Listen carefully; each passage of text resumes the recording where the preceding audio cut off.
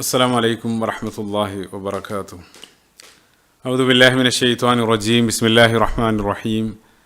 അൽഹംദുലില്ലാഹി വസ്സലാത്തു വസ്സലാമു അലാ റസൂലില്ലാഹി വഅലാ ആലിഹി വസ്വഹ്ബിഹി അജ്മഈൻ. അമ്മാ ബഅദ്.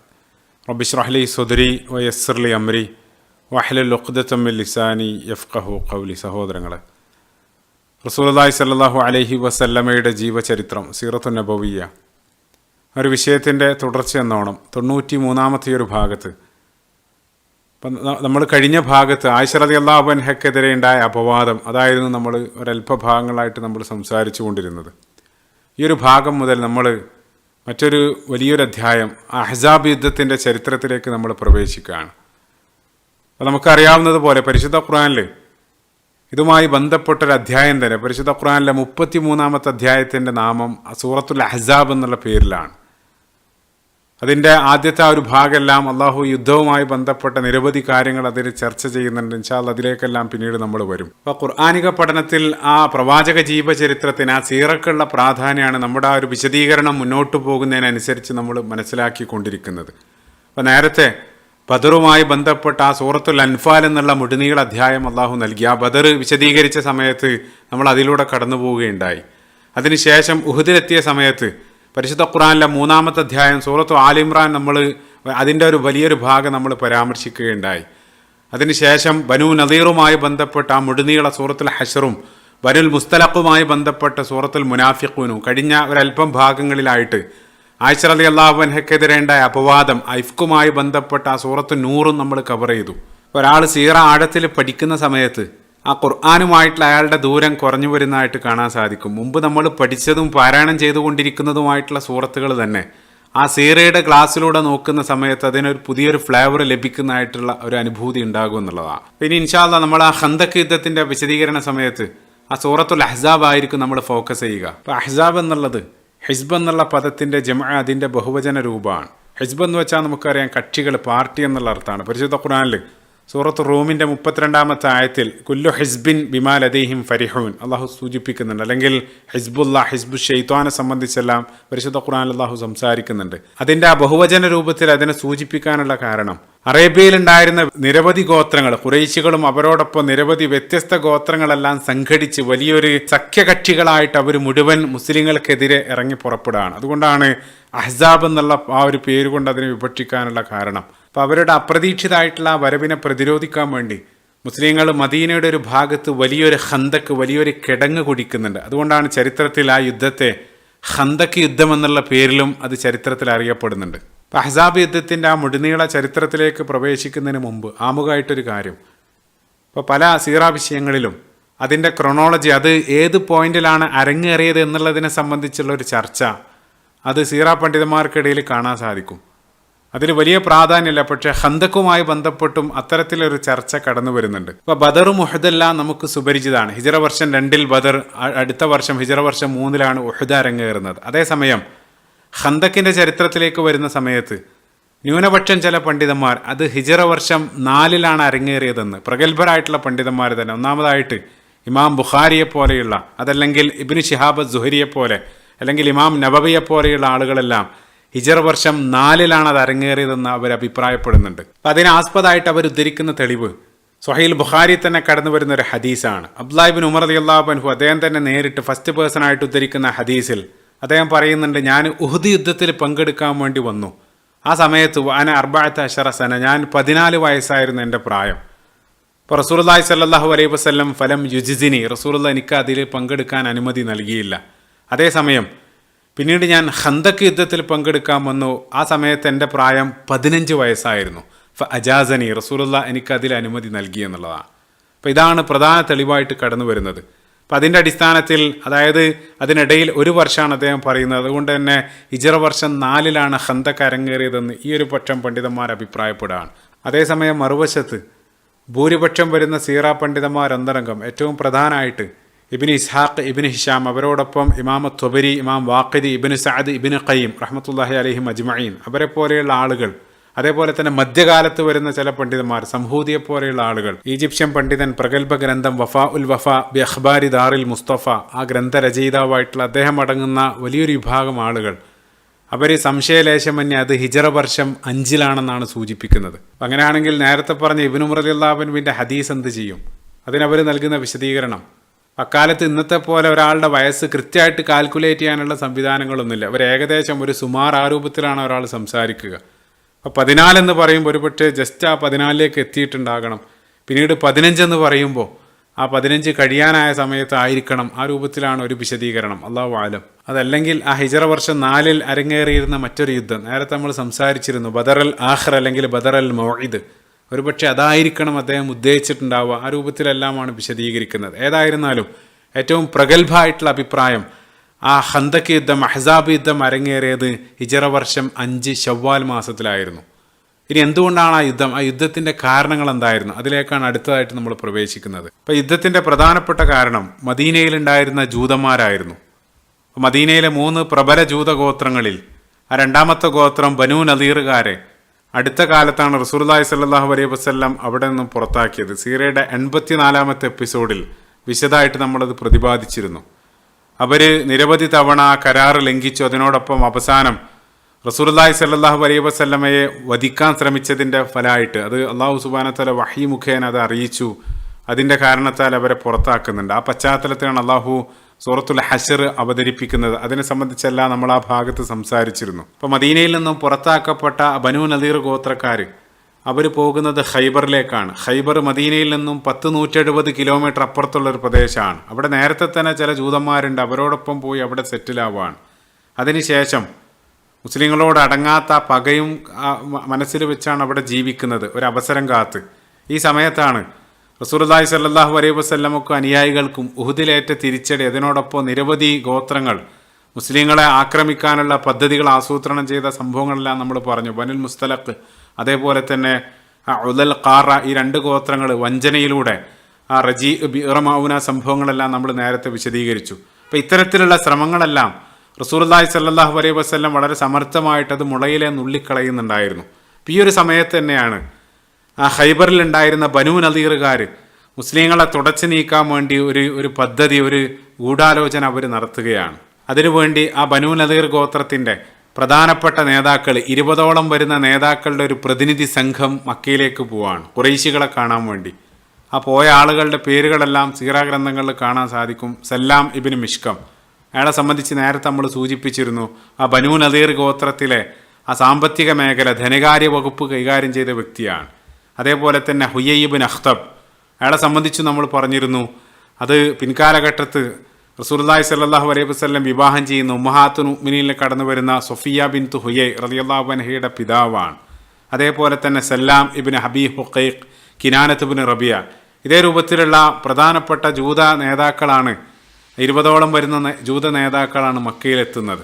അപ്പോൾ ഖുറൈശികൾ വലിയ ആദരവെല്ലാം നൽകി അവരെ വരവേറ്റു. അതിനുശേഷം ഈ പ്രതിനിധി സംഘം അവരുടെ വരവിൻ്റെ ഉദ്ദേശം പറയുകയാണ്. അവർ പറഞ്ഞു, മുഹമ്മദ് സല്ലല്ലാഹു അലൈഹി വസല്ലം അദ്ദേഹം അനുയായികളും അവർ എല്ലാ അർത്ഥത്തിലും അവർ വളരുന്നുണ്ട്, അത് നമുക്ക് ഭീഷണിയാണ്. അതുകൊണ്ട് സമ്പൂർണ്ണമായിട്ട് മുഹമ്മദിനെ അനുയായികളെ സല്ലല്ലാഹു അലൈഹി വസല്ലം തുടച്ചു നീക്കേണ്ടതുണ്ട്. അതിന് നിങ്ങളുടെ സഹായം ഞങ്ങൾക്ക് വേണം.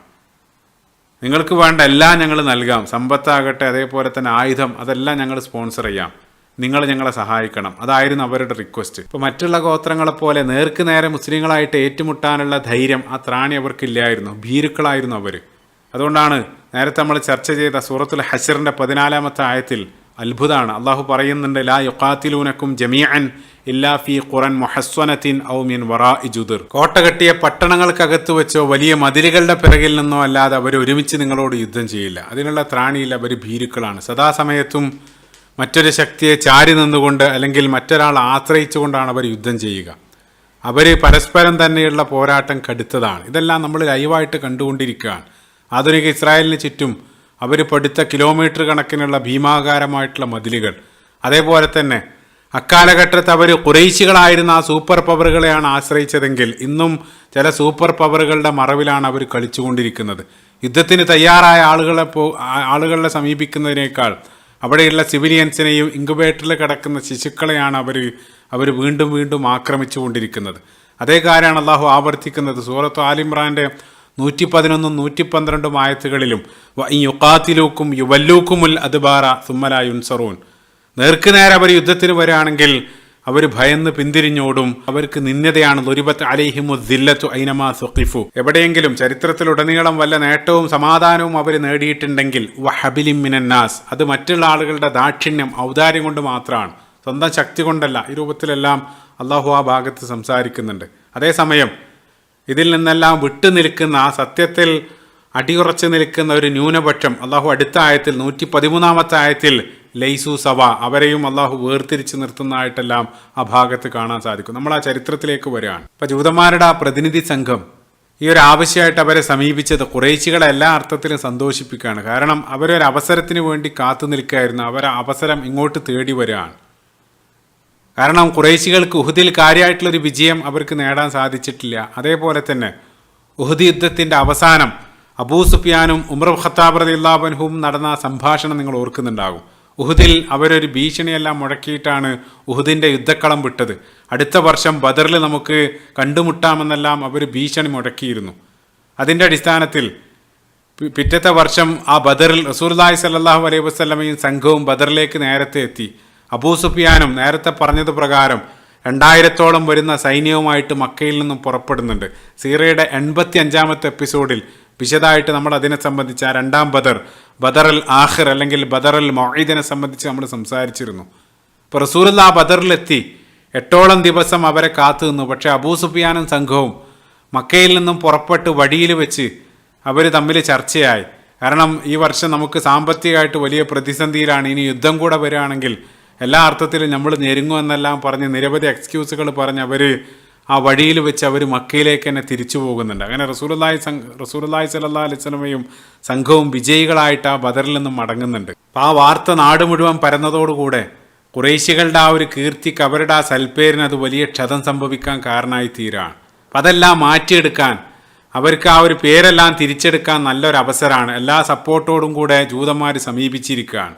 അപ്പോൾ ഖുറൈശികൾ അങ്ങേയറ്റം സന്തോഷിക്കുകയാണ്. പക്ഷേ എങ്കിലും അവരുടെ നേതാവായിരുന്ന അബൂ സുഫിയാൻ, അയാൾക്ക് അത്ര അങ്ങ് വിശ്വാസം വരുന്നില്ല. അവസാനമായിട്ട് അയാൾ ജൂതന്മാരോട് ചോദിക്കുന്നുണ്ട്, യാ മഅ്ശറ യഹൂദ്, ജൂതന്മാരെ, ഇന്നക്കും അഹ്ലുൽ കിതാബിൽ ഉവൽ, നിങ്ങളെല്ലാം വേദത്തിൻ്റെ ആളുകളാണ്. അതായത് നിങ്ങളും ഈ പറയുന്ന മുഹമ്മദും സല്ലല്ലാഹു അലൈഹി വസല്ലം, നിങ്ങളെല്ലാം വേദഗ്രന്ഥത്തിൻ്റെ ആളുകളാണ്. വൽ ഇൽമു ബിമാ അസ്ബഹന നഖ്തലിഫു ഫീഹി നഹ്നു വ മുഹമ്മദ്, നിങ്ങളും മുഹമ്മദും സല്ലല്ലാഹു അലൈഹി വസല്ലം ഏകദേശം ഒരുപോലെയാണ്. പക്ഷേ ഞങ്ങളെ സംബന്ധിച്ചിടത്തോളം ഞങ്ങൾ അതിൽ നിന്നും പൂർണ്ണ വ്യത്യസ്തരാണ്.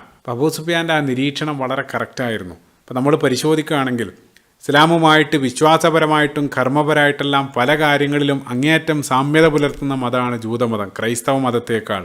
അടിസ്ഥാന വിശ്വാസങ്ങൾ നമ്മൾ പരിശോധിക്കുകയാണെങ്കിൽ തൗഹീദുമായിട്ട് ബന്ധപ്പെട്ട് തന്നെ നമ്മൾ വിശ്വസിക്കുന്നത് പോലെ അഭൗതികമായിട്ടുള്ള പദാർത്ഥാതീതനായിട്ടുള്ള പ്രപഞ്ചാതീതനായിട്ടുള്ള ഏകനായിട്ടുള്ള സൃഷ്ടാവിനെ അവരും വിശ്വസിക്കുന്നുണ്ട്. അതേസമയം ക്രിസ്തുമതം ഭൂരിപക്ഷ ആളുകളും ഇന്നല്ലാഹ സാലിസ് സലാസ, അവർ തൃത്വത്തിൽ വിശ്വസിക്കുന്ന ആളുകളാണ്. ഇതേ രൂപത്തിൽ ആ ദൈവിക ഗുണങ്ങൾ മനുഷ്യരിലേക്ക് ആരോപിക്കുന്ന അത്തരത്തിലുള്ള സങ്കല്പങ്ങളായിട്ടെല്ലാം ശക്തമായിട്ട് ജൂതന്മാർ അതിനെ എതിർക്കുന്നുണ്ട്. അതേപോലെ തന്നെ നമ്മളെപ്പോലെ മലക്കുകളിലും പ്രവാചകന്മാരുള്ള വിശ്വാസമെല്ലാം ഏകദേശം അതേ രൂപത്തിൽ തന്നെ അവരും വിശ്വസിക്കുന്നുണ്ട്. കാരണം ഈ രണ്ട് മതങ്ങളും അബ്രഹാമിക് റിലീജിയൻ, ഇബ്രാഹിം നബി അലൈഹി സ്വലാത്തു വസ്സലാമയുടെ 2 പുത്രന്മാരുടെ പാരമ്പര്യം, ഇസ്മായിൽ നബി അലൈഹി സ്വലാത്തു വസ്സലാമയുടെ ആ പാരമ്പര്യത്തിലാണ് അറബികൾ വരുന്നത്. അതേസമയം ഇസ്ഹാഖ് നബി അലൈഹി സ്വലാത്തു വസ്സലാമയുടെ ആ സന്താന പരമ്പരയാണ് ഇസ്രായേൽ അല്ലെങ്കിൽ ജൂതന്മാരായിട്ട് അറിയപ്പെടുന്നത്. അതുകൊണ്ടാണ് അള്ളാഹു സുബ്ഹാനഹു വ തആല ഈ ബനു ഇസ്രായേലിനെ സംബന്ധിച്ചുള്ള ചർച്ചക്കിടയിലെല്ലാം ഇബ്രാഹിം നബി അലൈഹി സ്വലാത്തു വസ്സലാമയിലേക്ക് തന്നെ വിഷയം, അല്ലെങ്കിൽ അവരെ ആ ഇബ്രാഹിം നബി അലൈഹി സ്വലാത്തു വസ്സലാമയുടെ മില്ലത്തിലേക്ക് തിരിച്ചു വിളിക്കുന്നത്. സൂറത്തുൽ ബഖറയിൽ സുദീർഘമായിട്ടുള്ള ബനു ഇസ്രായേലിൻ്റെ ചർച്ചക്കിടയിൽ അതിൻ്റെ സെൻട്രൽ ഇബ്രാഹിം നബി അലൈഹി സ്വലാത്തു വസ്സലാമയെ സംബന്ധിച്ച് അള്ളാഹു സംസാരിക്കുന്നുണ്ട്. ആ പാതയിലേക്ക്, ആ മില്ലത്തിലേക്ക് അവരെ തിരിച്ചു വിളിച്ചുകൊണ്ടിരിക്കുകയാണ്. യഥാർത്ഥത്തിൽ അവരത് അവകാശപ്പെടുന്നുണ്ടെങ്കിലും അവരത് പിന്തുടരുന്നില്ല. യഥാർത്ഥത്തിൽ പിന്തുടരുന്നത് റസൂലുള്ളാഹി സ്വല്ലല്ലാഹു അലൈഹി വസല്ലമയും അനുയായികളും മാത്രമാണ്.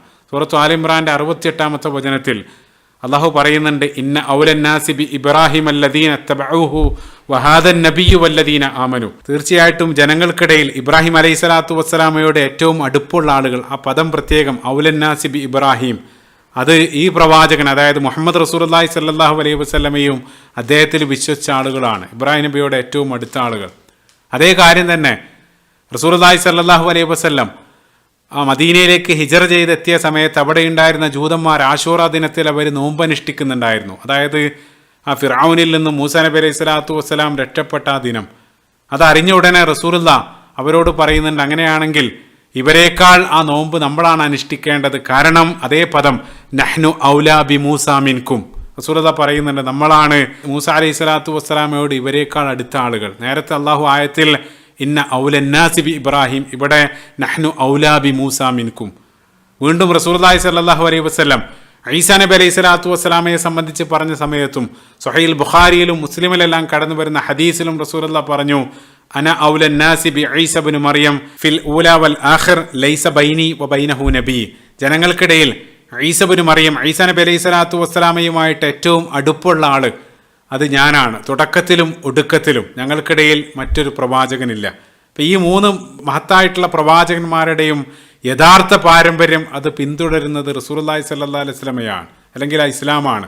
അതിൻ്റെ മൂന്നിൻ്റെ ഒരു സംഗമം മനോഹരമായിട്ട് പരിശുദ്ധ ഖുർആനിലെ അവസാന ഭാഗത്ത് 95-ാമത്തെ അധ്യായം സൂറത്തു തീനിൻ്റെ ആരംഭത്തിൽ അള്ളാഹു മനോഹരമായിട്ട് സൂചിപ്പിക്കുന്നുണ്ട്. നമുക്കെല്ലാം സുപരിചിതമായിട്ടുള്ള അധ്യായം, വത്തീനി വസ്സൈത്തൂൻ വത്തൂരി സീനീൻ വഹാദൽ ബലദിൽ അമീൻ. അവിടെ അള്ളാഹു പ്രധാനപ്പെട്ട 4 കാര്യങ്ങൾ വെച്ചാണ് ആ ഖസം സത്യം ചെയ്യുന്നത്. വത്തീനി വസ്സൈത്തൂൻ, അത്തിപ്പഴവും ഒലീവും. അതിൽ ഒരു വിഭാഗം മുഫസ്സിറുകൾ ആ ഒലീവും അത്തിപ്പഴവും പ്രധാനമായിട്ട് വളരുന്നത് ജെറൂസലേമിലാണ്. അപ്പം അവിടെ യഥാർത്ഥത്തിൽ ആ ജെറൂസലേമുമായിട്ട് ഏറ്റവും ബന്ധപ്പെട്ട് കിടക്കുന്നത് ഈസാ നബി അലൈഹി സ്വലാത്തു വസ്സലാമയുടെ ചരിത്രമാണ്. അപ്പം ഈസാ നബി അലൈഹി സ്വലാത്തു വസ്സലാമയുടെ ആ മുഴുനീള ചരിത്രമാണ് ആ ആദ്യത്തെ ആയത്ത് ക്യാച്ച് ചെയ്യുന്നത്. അതോടൊപ്പം തന്നെ മറ്റൊരു വ്യാഖ്യാനം, നൂഹ് നബി അലൈഹി സ്വലാത്തു വസ്സലാം അദ്ദേഹത്തിൻ്റെ ആ കപ്പൽ പോയി നിന്ന ആ പർവ്വതം, അതിനും ആ ഒരു പേരിൽ അറിയപ്പെടുന്നുണ്ട്. അതിൻ്റെ അടിസ്ഥാനത്തിൽ ഈ 2 വ്യാഖ്യാനങ്ങൾ സഹിതം പ്രധാനപ്പെട്ട 2 പ്രവാചകന്മാരുടെ ആ ചരിത്രമാണ് ആദ്യത്തെ ആയത്ത് ക്യാച്ച് ചെയ്യുന്നത്. അതിനുശേഷം 2-ാമത്തെ ആയത്തിൽ വത്തൂരി സീനീൻ, അത് തീർച്ചയായിട്ടും ആ സീനാ പർവ്വതം അത് മൂസ നബി അലൈഹി സ്വലാത്തു വസ്സലാമയായിട്ട് ബന്ധപ്പെട്ടതാണ്. അപ്പം ആദ്യത്തെ 2 ആയത്തിൽ ഈ പ്രധാനപ്പെട്ട 3 പ്രവാചകന്മാർ വരികയാണ്. അതിനുശേഷം വഹാദൽ ബലദിൽ അമീൻ, അത് തീർച്ചയായിട്ടും മക്കയാണ് അവിടെ ഉദ്ദേശിക്കുന്നത്. ലാ ഉഖ്സിമു ബിഹാദൽ ബലദ്, ആ മക്ക എന്നുള്ളത് പ്രാഥമികമായിട്ട് ഇബ്രാഹിം നബി അലൈഹി സ്വലാത്തു വസ്സലാമയുടെ വലിയൊരു ചരിത്രം അവിടെയുണ്ട്. അതോടൊപ്പം അതിൻ്റെ പൂർത്തീകരണമായിട്ട് വന്ന റസൂലുള്ളാഹി സ്വല്ലല്ലാഹു അലൈഹി വസല്ലമയും അവിടെയുണ്ട്. അപ്പോൾ നമ്മൾ പരിശോധിക്കുകയാണെങ്കിൽ ആ 5 പ്രധാനപ്പെട്ട ഉലുൽ അസ്മിൽപ്പെട്ട 5 പ്രവാചകന്മാരുടെയും ആ മുഴുനീള ചരിത്രമാണ് അള്ളാഹു അവിടെ ക്യാച്ച് ചെയ്യുന്നത്. അതോടൊപ്പം ഈ പ്രവാചകന്മാരുടെ പിന്തുടർച്ചയായിട്ട് ആ പൂർത്തീകരണത്തിന് വേണ്ടി വന്ന റസൂലുള്ളാഹി സ്വല്ലല്ലാഹു അലൈഹി വസല്ലമയെ അതുമായിട്ട് ബന്ധിപ്പിക്കുകയാണ്. മനോഹരമാണ്. അപ്പോൾ യഥാർത്ഥത്തിലുള്ള ആ ഒരു പ്രവാചകന്മാരുടെ അധ്യാപനങ്ങൾ, അവരുടെ പാരമ്പര്യമെല്ലാം സംരക്ഷിക്കപ്പെട്ടത് റസൂലുള്ളാഹി സ്വല്ലല്ലാഹു അലൈഹി വസല്ലമയിലൂടെ, അല്ലെങ്കിൽ പരിശുദ്ധ ഖുർആനിലൂടെയാണ്. അവർ ആ ഒരു പാരമ്പര്യം അവകാശപ്പെടുന്നുണ്ടെങ്കിലും അതിൽ നിന്നും വ്യതിചലിച്ച ആളുകളാണ്. അതുകൊണ്ടാണ് അള്ളാഹു വീണ്ടും വീണ്ടും അവരെ തിരിച്ചു വിളിക്കുന്നത്, യാ അഹ്ലൽ കിതാബ് തആലൂ ഇലാ കലിമത്തിൻ സവാഇൻ ബൈനനാ വ ബൈനക്കും. അവരെല്ലാം അത് പിന്തുടരുന്നുണ്ടെന്ന് കേവലം അവകാശവാദം ഉന്നയിക്കുകയാണ്. അപ്പം അതിന് ഏറ്റവും നല്ല ഉദാഹരണമാണ് ഇപ്പോൾ നേരത്തെ നമ്മൾ സൂചിപ്പിച്ച ആ സൂറത്തുൽ ബഖറ തന്നെ നമ്മൾ നോക്കുന്ന സമയത്ത് സൂറത്തുൽ ബഖറയിൽ നിരവധി വിഷയങ്ങൾ അള്ളാഹു സംസാരിക്കുന്നുണ്ട്. അതിൽ ചെറിയൊരു ഭാഗം 67 മുതൽ 5-6 ആയത്തുകളിൽ മാത്രം വരുന്നൊരു ഭാഗമാണ് ആ പശുവിനെ അറുക്കാൻ കൽപ്പിച്ച ആ സംഭവം. പക്ഷേ ഈ ഒരു ചെറിയൊരു സംഭവമാണ് ആ മുഴുനീള നിരവധി വിഷയങ്ങൾ പ്രതിപാദിക്കുന്ന സൂറത്തിൻ്റെ നാമം അൽ ബഖറ എന്നുള്ളതാണ്. അള്ളാഹു ബനു ഇസ്രായേലരോട് ഒരു പശുവിനെ അറുക്കാൻ കൽപ്പിച്ച സമയത്ത് അവർ സ്വീകരിച്ച സമീപനം നിരവധി ന്യായങ്ങൾ, നിരവധി ചോദ്യങ്ങളായിട്ട് അവർ വരികയാണ്. അതേസമയം ആ സൂറത്തുൽ ബഖറയുടെ സെൻട്രൽ അള്ളാഹു പറയുന്ന അവർ പാരമ്പര്യം, അവർ മില്ലത്ത് അവകാശപ്പെടുന്ന ഇബ്രാഹിം നബി അലൈഹി സ്വലാത്തു വസ്സലാം അദ്ദേഹത്തിനോട് സ്വന്തം മകനെ പോലും ആ മാർഗത്തിൽ നൽകാൻ കൽപ്പിച്ച സമയത്ത് ഇത് ഖാല ലഹു റബ്ബുഹു അസ്ലിം ഖാല അസ്ലംതു ലിറബ്ബിൽ ആലമീൻ, യാതൊരു വൈമനസ്യവും കൂടാതെ അതിന് സന്നദ്ധനായ പ്രവാചകനായിരുന്നു ഇബ്രാഹിം നബി അലൈഹി സ്വലാത്തു വസ്സലാം. അതേ ഇബ്രാഹിം നബി അലൈഹി സ്വലാത്തു വസ്സലാമയുടെ പാരമ്പര്യം അവകാശപ്പെടുന്ന നിങ്ങൾ ഈ രൂപത്തിലാണ് നിങ്ങളുടെ സമീപനങ്ങൾ. എല്ലാ അള്ളാഹുവിൻ്റെ ദൈവിക കൽപ്പനകളോടും ഈ ധിക്കാരപരമായിട്ടുള്ള അല്ലെങ്കിൽ നിഷേധാത്മകമായിട്ടുള്ള ഈ ഒരു സമീപനമാണ് നിങ്ങൾ സ്വീകരിക്കുന്നത്. ആ ഒരു പ്രവണതയാണ് അള്ളാഹു അവിടെ ആ ഒരു പേരിൽ പോലും ഹൈലൈറ്റ് ചെയ്യുന്നതായിട്ട് കാണാൻ സാധിക്കുക. അബൂ സുഫിയാൻ സൂചിപ്പിച്ച ആ ഒരു സാദൃശ്യം ഈ ഒരു വിഷയങ്ങളിൽ മാത്രമല്ല. അപ്പോൾ നമുക്ക് മതനിയമങ്ങൾ ശരീഅത്തുള്ളതുപോലെ സമാനമായിട്ട് അവർക്കും അലാഹയുണ്ട്. ആ 2 പദങ്ങൾ പോലും, ശരീഅത്ത് എന്നുള്ള പദം വഴി, അത് സമാനമായിട്ടുള്ള അർത്ഥമാണ് അലാഹ എന്നുള്ള പദത്തിനുള്ളത്. അപ്പം നമുക്ക് അടിസ്ഥാന പ്രമാണങ്ങളായിട്ട് ഖുർആാനും ഹദീസ് ഉള്ളതുപോലെ ഖുർആാനിലുള്ള പല കൽപ്പനകളുടെയും വിശദീകരണം ഹദീസിലാണ് കാണുക. സമാനമായിട്ട് അവർ തോറയായിട്ട് ഗണിക്കുന്ന നിലവിലുള്ള ബൈബിളിലെ പഞ്ചപുസ്തകങ്ങൾ, അതിൻ്റെ വിവരണങ്ങൾ ആ തൽമൂദ് എന്നുള്ളത് പ്രധാനപ്പെട്ട 2 ഗ്രന്ഥങ്ങൾ, മിഷ്നയും ഗമേറയും, ഈ 2 ഗ്രന്ഥങ്ങളുടെ സമുച്ചയമാണ്. അതിലാണ് ആ വിശദീകരണങ്ങൾ കടന്നു വരുന്നത്. അതേപോലെ തന്നെ ആചാര അനുഷ്ഠാനങ്ങളിലും കർമ്മങ്ങളിലെല്ലാം നിരവധി സാമ്യതകൾ. ഇപ്പോൾ നമ്മൾ ഭക്ഷണ നിയമങ്ങൾ, ഡയറ്ററി ലോസ് നമ്മൾ പരിശോധിക്കുന്ന സമയത്ത്, ഇപ്പോൾ നമ്മളെ സംബന്ധിച്ചിടത്തോളം ഒരു കാര്യം ഭക്ഷ്യയോഗ്യമാകണമെങ്കിൽ അത് നിർബന്ധമായിട്ട് ഹലാലായിരിക്കണം. അവർക്കും സമാനമായിട്ട് ഒരു കാര്യം ഭക്ഷ്യയോഗ്യമാകണമെങ്കിൽ അത് കോശറായിരിക്കണം. ഒരു കാര്യം കോശറാകാൻ നിരവധി നിബന്ധനകളുണ്ട്. ഇപ്പോൾ പന്നി മാംസം നമ്മൾ കഴിക്കില്ല, കാരണം അത് ഹറാമാണ്, ഹലാലല്ല. അവരെ സംബന്ധിച്ചിടത്തോളം അവരും പന്നി മാംസം കഴിക്കില്ല, കാരണം അത് കോശറല്ല. എന്ന് കരുതി എല്ലാം ഒരുപോലെ എന്നല്ല. അപ്പോൾ പാലുൽപ്പന്നങ്ങളും മാംസവും രണ്ടും ഒരുമിച്ച് അവർക്ക് കോശറല്ല.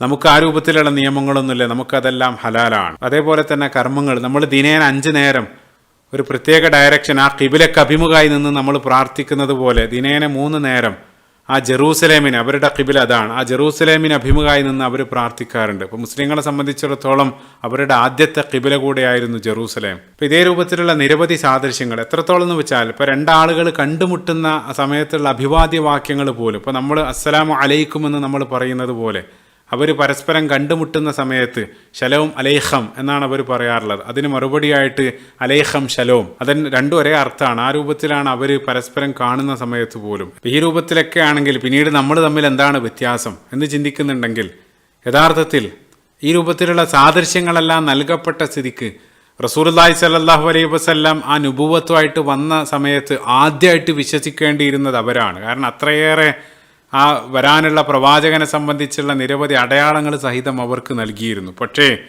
അവർ വിപരീതമായിട്ടുള്ളൊരു സമീപനാണ് എടുത്തത്. പരിശുദ്ധ ഖുർആനിൽ സൂറത്തുൽ ബഖറയുടെ 41-ാമത്തെ വചനത്തിൽ ആമിനു ബിമാ അൻസൽതു മുസദ്ദിഖൻ ലിമാ മഅക്കും വലാ തകൂനു അവ്വല കാഫിരിൻ ബിഹി, അല്ലാഹു പറയുന്നുണ്ട്. അതായത് ആദ്യത്തിൽ വിശ്വസിക്കേണ്ടതിന് പകരം അവരായിരുന്നു ആദ്യത്തിൽ തന്നെ നിഷേധിച്ചത്. കാരണം ഭൗതികമായിട്ടുള്ള ചില തുച്ഛമായിട്ടുള്ള നേട്ടങ്ങൾക്ക് വേണ്ടി അവർ റസൂലുള്ളാഹി സ്വല്ലല്ലാഹു അലൈഹി വസല്ലമയെ അവർ നിഷേധിക്കുകയാണ്.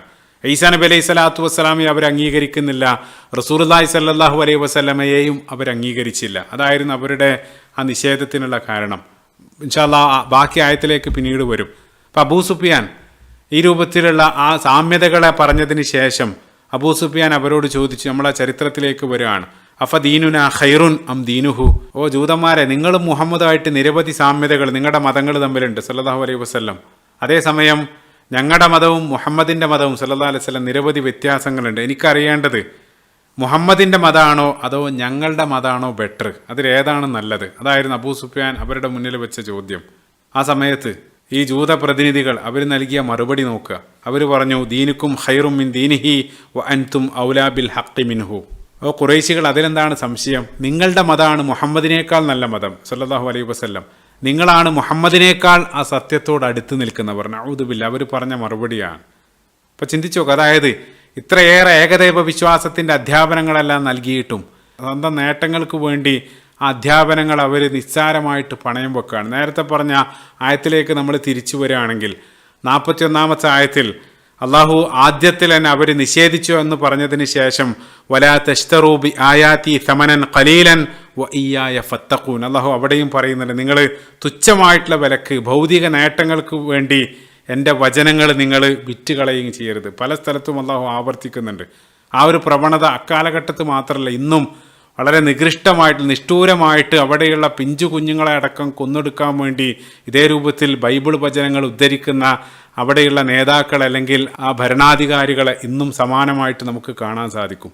അപ്പോൾ അബൂ സുഫിയാൻ്റെ ആ ഒരു ചോദ്യത്തിന് അവർ നൽകിയ മറുപടി അതിൻ്റെ പ്രതികരണമായിട്ടാണ് അള്ളാഹു പരിശുദ്ധ ഖുർആനിലെ 4-ാമത്തെ അധ്യായം സൂറത്തുൻ നിസാഇൻ്റെ 51ഉം 52ഉം ആയത്തുകൾ അവതരിപ്പിക്കുന്നത്. ആ ആയത്തിൻ്റെ അവതരണ പശ്ചാത്തലം ഈ ഒരു സംഭാഷണമായിരുന്നു. അലം തറ ഇലല്ലദീന ഊതു നസീബം മിനൽ കിതാബി യുഅ്മിനൂന ബിൽ ജിബ്തി വത്താഗൂത്ത്, ആ വേദഗ്രന്ഥം നൽകപ്പെട്ട ആളുകൾ അവർ പിന്തുടരുന്ന അവിശ്വാസപരമായിട്ടുള്ള അവരുടെ സമീപനങ്ങൾ അത് സൂചിപ്പിച്ചതിന് ശേഷം വയഖൂലൂന ലില്ലദീന കഫറു ഹഉലാഇ അഹ്ദാ മിനല്ലദീന ആമനു സബീല, അവർ പറയാണ് ഇക്കൂട്ടരാണ് വിശ്വാസികളെക്കാൾ നേർമാർഗം പ്രാപിച്ചവരെന്ന് അവർ പറയുന്നു. അതാണ് അള്ളാഹു പറയുന്നത്. ഈ ഒരു മറുപടിയാണ് അള്ളാഹു അവിടെ കോട്ട് ചെയ്യുന്നത്. അപ്പോൾ ജൂതന്മാരുടെ ആ ഒരു മറുപടി കേട്ടതോടുകൂടെ ഖുറൈശി നേതാവ് അബൂ സുഫിയാൻ അങ്ങേയറ്റം ഹാപ്പിയായി. കാരണം നിങ്ങളാണ് സത്യത്തിൻ്റെ ആളുകളെന്നെല്ലാം അവർ സാക്ഷ്യപ്പെടുത്തിയിരിക്കുകയാണ്. അപ്പം അതുകൊണ്ട് തന്നെ ആ ജൂതന്മാർക്ക് എല്ലാ സഹായവും ഖുറൈശികൾ വാഗ്ദാനം ചെയ്യാണ്. അവരൊറ്റക്കല്ല, അവരോട് സഖ്യത്തിലിരിക്കുന്ന നിരവധി ഇതര ചെറിയ ഗോത്രങ്ങളുണ്ട്, അവരെയും ഞങ്ങൾ സംഘടിപ്പിച്ചു കൊണ്ടുവരുമെന്ന് ഖുറൈശികൾ ആ ജൂതന്മാരോട് പറയാണ്. അവർ അങ്ങേയറ്റ സന്തോഷത്തോടുകൂടി ആ ജൂത പ്രതിനിധി സംഘം അവിടെ നിന്ന് ഇറങ്ങാണ്. അവർ അവിടെ അവസാനിക്കുന്നില്ല. ആ പ്രതിനിധി സംഘം അടുത്തതായിട്ട് പോകുന്നത് ഖത്ഫാൻ ഗോത്രത്തിലേക്കാണ്. അപ്പോൾ ഖത്ഫാൻ ഗോത്രത്തെ സംബന്ധിച്ച് നേരത്തെ നമ്മൾ പരാമർശിച്ചിരുന്നു. അറബ് ദേശത്തുള്ള ഖുറൈശികൾ കഴിഞ്ഞാൽ ഏറ്റവും വലിയ ഗോത്രങ്ങളിലൊന്നാണ് ഖത്ഫാൻ, നജിദ് ഭാഗത്തുള്ള ഒരു ഗോത്രം. അവർ പ്രധാനമായിട്ട് ഈ ബദുക്കളുടെ, അതായത് വലിയ സംസ്കാരമൊന്നുമില്ലാത്ത അല്ലെങ്കിൽ വളരെ ശക്തരായിട്ടുള്ള പരിശു സ്വഭാവികളായിട്ടുള്ള അജ്ലാഫുകൾ, ബദുക്കളുടെ ഒരു ഗോത്രമായിരുന്നു ഖത്ഫാൻ. അവരുടെ രീതി, മറ്റുള്ള ആളുകളായിട്ട് അവർ ഇടപഴകുന്ന രീതി മനസ്സിലാക്കാൻ ആ ഗോത്രത്തിൻ്റെ പ്രധാനപ്പെട്ട ഒരു നേതാവിനെ നോക്കിയാൽ മതി. അയാളുടെ ഒരു ക്വാളിറ്റി, അയാളെ സംബന്ധിച്ച് ചില ചരിത്ര ഉദ്ധരണികളും ഹദീസെല്ലാം കാണാൻ സാധിക്കും. അത് ആ ഖത്ഫാൻ്റെ ഒരു പ്രധാന ഉപവിഭാഗം, ഒരു സബ്ട്രൈബായിരുന്ന ബനു ഫസാറ എന്നുള്ളൊരു ഗോത്രമുണ്ട്. അതിൻ്റെ ലീഡറായിരുന്നു ഉയൈന ഇബ്നു ഹിസ്ൻ അൽ ഫസാരി. അയാളെ സംബന്ധിച്ച് ചില ചരിത്ര ഗ്രന്ഥങ്ങളിൽ ഇബ്നു അബ്ദുൽ ബറും ഇബ്നു അസീറെല്ലാം ഉദ്ധരിക്കുന്ന ഒരു ഉദ്ധരണിയിൽ അദ്ദേഹം ഒരിക്കൽ റസൂലുള്ളാഹി സ്വല്ലല്ലാഹു അലൈഹി വസല്ലമയുടെ വീട്ടിലേക്ക് അനുവാദം ചോദിക്കാതെ അങ്ങോട്ട് കയറി വരുന്നുണ്ട്. അപ്പോൾ റസൂലുള്ളാഹി ചോദിച്ച സമയത്ത് ഞാൻ ഒരു മുളരിയോട് ഞാൻ അനുവാദമൊന്നും ചോദിക്കാറില്ല, അതിൻ്റെ ആവശ്യമില്ല എന്നെല്ലാം അയാൾ പറയുന്നു. അതിനുശേഷം ആയിഷ റളിയല്ലാഹു അൻഹാ റസൂലുള്ളാഹിൻ്റെ സമീപത്ത് ഇരിക്കുന്നുണ്ടായിരുന്നു.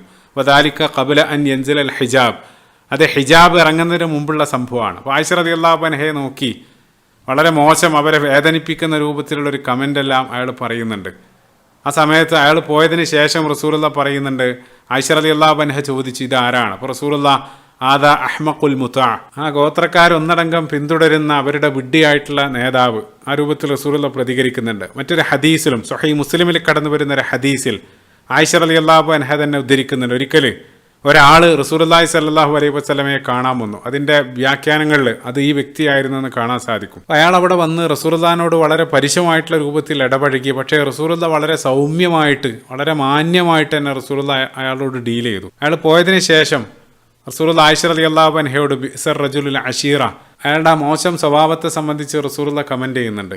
ആ സമയത്ത് സമീപത്തുണ്ടായിരുന്ന ആയിഷ റളിയല്ലാഹു അൻഹ റസൂലുള്ളാഹിനോട് ചോദിച്ചു, ഓ പ്രവാചകരെ, അയാൾ ഈ രൂപത്തിലാണെങ്കിലും നിങ്ങൾ അയാൾ ഇവിടെ വന്ന സമയത്ത് വളരെ മാന്യമായിട്ടാണല്ലോ അയാളോട് സംസാരിച്ചത്. റസൂലുള്ളാഹി സ്വല്ലല്ലാഹു അലൈഹി വസല്ലം പറയുന്നുണ്ട്, ഹദീസിൽ കാണാൻ സാധിക്കും, യാ ആയിഷ ഇന്ന ശർറന്നാസി ഇൻദല്ലാഹി മൻസിലത്തൻ യൗമൽ ഖിയാമത്തി മൻ തറക്കഹുന്നാസു തിഖാ അശർരിഹി അല്ലെങ്കിൽ ഔ ഫുഹ്ഷിഹി.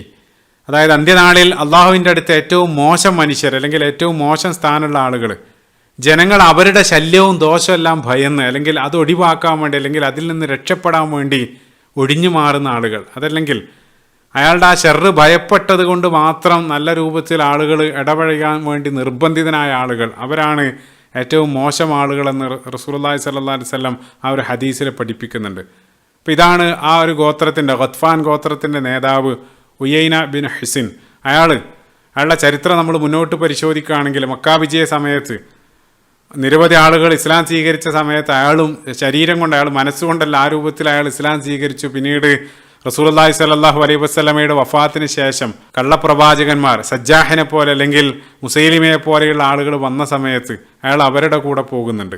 അതിനുശേഷം പിന്നീട് അവർക്കെല്ലാം ശേഷം പിന്നീട് അയാൾ ആത്മാർത്ഥമായിട്ട് തന്നെ ഇസ്ലാം സ്വീകരിച്ച് ആ രൂപത്തിലാണ് മരണപ്പെട്ടതെന്നെല്ലാം ചരിത്രത്തിൽ കാണാൻ സാധിക്കും. ഏതായിരുന്നാലും അയാൾ നേതാവായിട്ടുള്ള ഖത്ഫാൻ ഗോത്രത്തെയാണ് ജൂതന്മാർ സമീപിച്ചിട്ടുള്ളത്. അങ്ങനെ വന്ന ജൂത പ്രതിനിധി സംഘം അവർ ആ ഖത്ഫാൻ ഗോത്രക്കാരോട് സഹായം ആവശ്യപ്പെടുകയാണ്.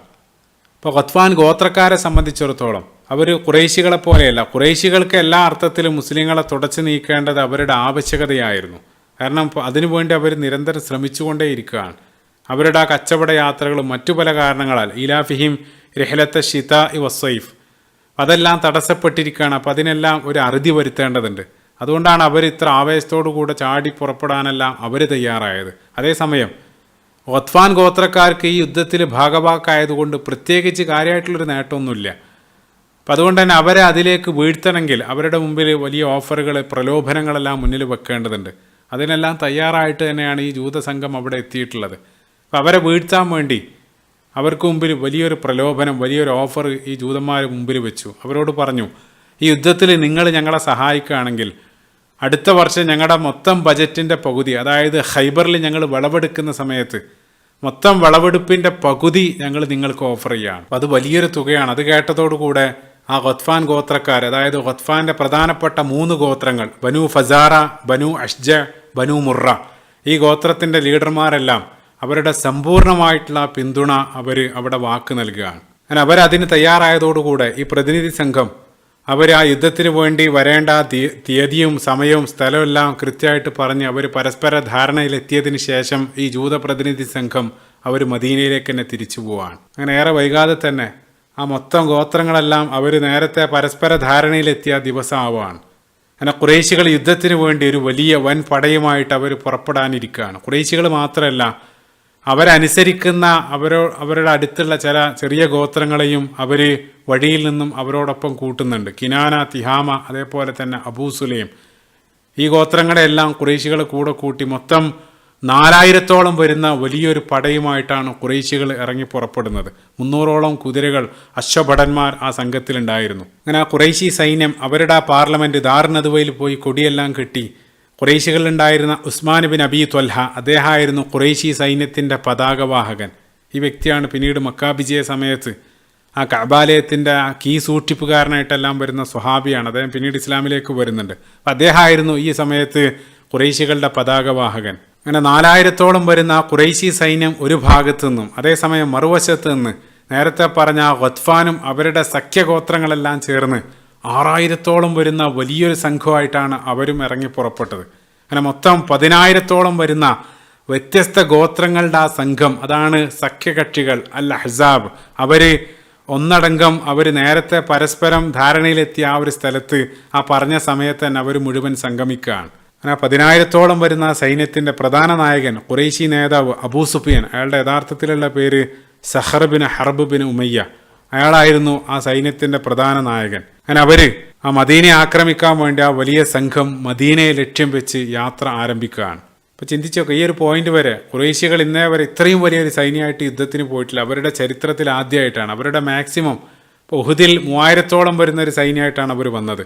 അതിൻ്റെ ഏകദേശം 3 ഇരട്ടിയിലധികം ഉണ്ട് ഈ ഒരു സമയത്ത്. അത് മാത്രമല്ല, അറേബ്യൻ ചരിത്രത്തിൽ ആദ്യമായിട്ടാണ് ഇത്രയേറെ വ്യത്യസ്ത ഗോത്രങ്ങൾ ഒരു കാരണത്തിന് വേണ്ടി ഒരു ബാനറിൽ ഒന്നിക്കുന്നത്. അവരുടെ ആ പരസ്പര ശത്രുതയും അസബിയത്തെല്ലാം മാറ്റിവെച്ച് മുസ്ലിങ്ങൾക്കെതിരെ പോരടിക്കാൻ വേണ്ടി അവരെല്ലാ ശത്രുതയും മറന്ന് അവർ ഒരുമിക്കുകയാണ്. അത് സമകാലിക ലോകത്ത് നമ്മൾ കണ്ടുകൊണ്ടിരിക്കുകയാണ്.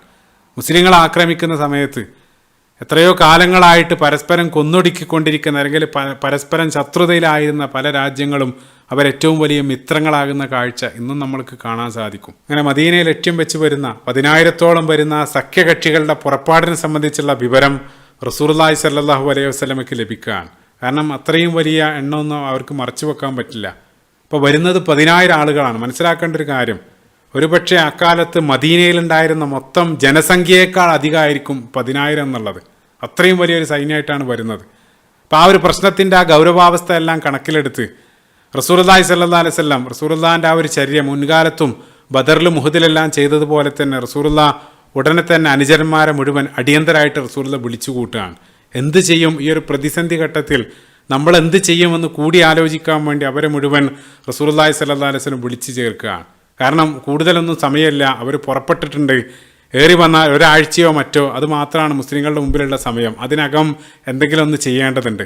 അപ്പോൾ കൂടി ആലോചിക്കാൻ വേണ്ടി അവർ ഒരുമിച്ച് കൂടുന്നു. എന്തായിരുന്നു അവരുടെ തീരുമാനം, ഏത് രൂപത്തിലാണ് അവർ പ്രതിരോധിക്കാൻ പോകുന്നത്, ഇൻഷാ അല്ലാഹ് അതെല്ലാം വിശദമായിട്ട് വരും ഭാഗങ്ങളിൽ നമ്മൾ ചർച്ച ചെയ്യുന്നതാണ്. റസൂലുള്ളാഹി സ്വല്ലല്ലാഹു അലൈഹി വസല്ലമയുടെ ജീവചരിത്രം ആഴത്തിൽ പഠിക്കാനും അത് കഴിയുന്നത്ര ജീവിതത്തിൽ പകർത്താനും നാളെ അവരോടൊപ്പം സ്വർഗത്തിൽ ഒരുമിക്കാനുള്ള സൗഭാഗ്യം നമുക്ക് ഏവർക്കും നൽകുമാറാകട്ടെ. അല്ലാഹുമ്മ ആമീൻ. റബ്ബന ആതിന ഫിദ്ദുനിയ ഹസന വഫിൽ ആഖിറതി ഹസനതൻ വഖിന അദാബന്നാർ. റബ്ബന തഖബ്ബൽ മിന്നാ ഇന്നക അൻത സമീഉൽ അലീം വതുബ് അലൈനാ ഇന്നക അൻത തവ്വാബുർ റഹീം. അസ്സലാമു അലൈക്കും വറഹ്മത്തുള്ളാഹി വബറകാതുഹു.